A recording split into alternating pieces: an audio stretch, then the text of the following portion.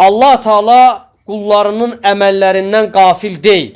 Allahın nəzarəti və əhatə etməsinin kamilliyindəndir ki, Allah Taala qullarının əməllərindən qəflətdə deyil. Bu nəyi göstərir?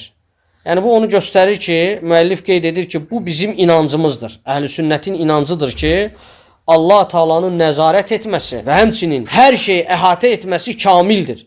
Və bu kamillikdən dolayıdır ki, Allah Taala qullarının etdiyi əməllərdən bixəbər deyil. Allah bütün qullarının nə edir, hamısından xəbərdardır. Və bu məsələlərin hamısı əqidə mövzularıdır. Bunu yaxşı mənimsəmək lazımdır, əziz qardaşlar. Yəni insan bilməlidir ki, Allah Taala qullarının etdiyi əməllərdən qafil deyil. Nə üçün qafil deyil? Və burada müəllif gətirir. Çünki Allahın nəzarəti kamildir, həmçinin əhatəsi kamildir. Hər şeyə nəzarət etməsi, eyni zamanda da hər şeyi əhatə etməsi kamildir.